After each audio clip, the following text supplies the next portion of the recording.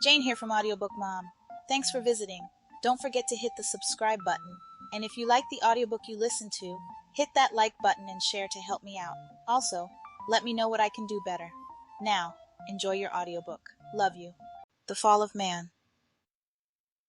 Among the animals the serpent was notable. Of all of them he had the most excellent qualities, in some of which he resembled man. Like man he stood upright upon 2 feet, and in height he was equal to the camel.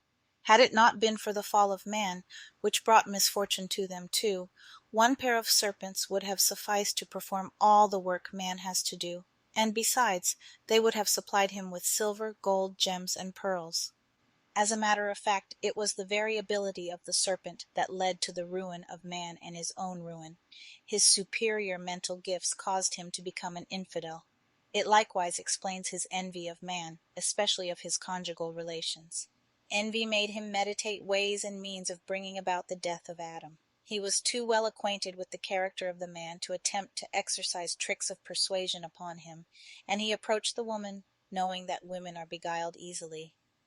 The conversation with Eve was cunningly planned. She could not but be caught in a trap. The serpent began, "Is it true that God hath said, Ye shall not eat of every tree in the garden?" "We may," rejoined Eve, "eat of the fruit of all the trees in the garden, except that which is in the midst of the garden, and that we may not even touch, lest we be stricken with death." She spoke thus, because in his zeal to guard her against the transgressing of the divine command, Adam had forbidden Eve to touch the tree, though God had mentioned only the eating of the fruit. It remains a truth what the proverb says, "Better a wall 10 hands high that stands, than a wall 100 ells high that cannot stand." It was Adam's exaggeration that afforded the serpent the possibility of persuading Eve to taste of the forbidden fruit. The serpent pushed Eve against the tree and said, "Thou seest that touching the tree has not caused thy death. As little will it hurt thee to eat the fruit of the tree. Naught but malevolence has prompted the prohibition, for as soon as ye eat thereof, ye shall be as God. As he creates and destroys worlds, so will ye have the power to create and destroy. As he doth slay and revive, so will ye have the power to slay and revive. He himself ate first of the fruit of the tree, and then he created the world. Therefore doth he forbid you to eat thereof, lest you create other worlds. Everyone knows that artisans of the same guild hate one another. Furthermore, have ye not observed that every creature hath dominion over the creature fashioned before itself? The heavens were made on the first day, and they are kept in place by the firmament made on the second day. The firmament in turn is ruled by the plants, the creation of the third day, for they take up all the water of the firmament.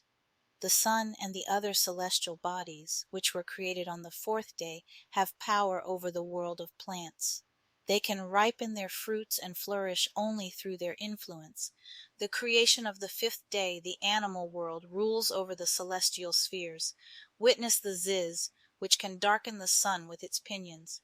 But ye are masters of the whole of creation, because ye were the last to be created. Hasten now and eat of the fruit of the tree in the midst of the garden, and become independent of God, lest he bring forth still other creatures to bear rule over you. To give due weight to these words, the serpent began to shake the tree violently and bring down its fruit. He ate thereof, saying, "As I do not die of eating the fruit, so wilt thou not die."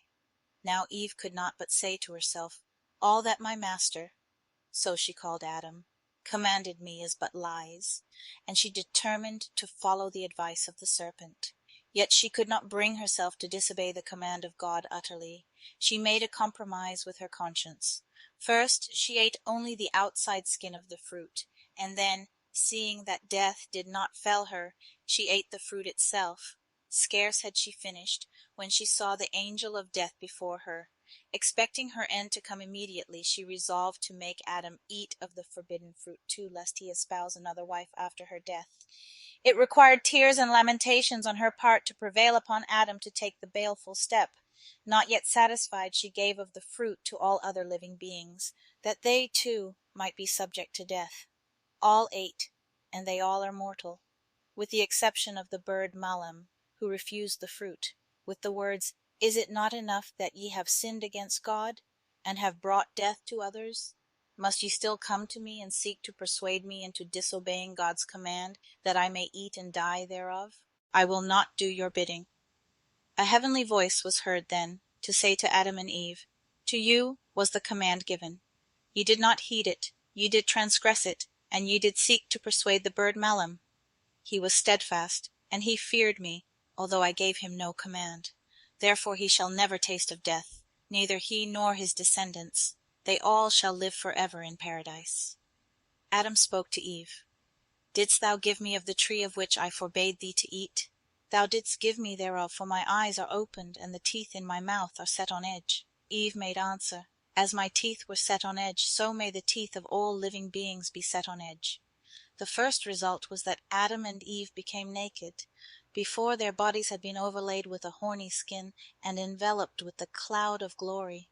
No sooner had they violated the command given them than the cloud of glory and the horny skin dropped from them, and they stood there in their nakedness and ashamed. Adam tried to gather leaves from the trees to cover part of their bodies, but he heard one tree after the other say, "There is the thief that deceived his Creator. Nay, the foot of pride shall not come against me, nor the hand of the wicked touch me. Hence, and take no leaves from me." Only the fig tree granted him permission to take of its leaves. That was because the fig was the forbidden fruit itself. Adam had the same experience as that prince who seduced one of the maidservants in the palace. When the king, his father, chased him out, he vainly sought a refuge with the other maidservants, but only she who had caused his disgrace would grant him assistance.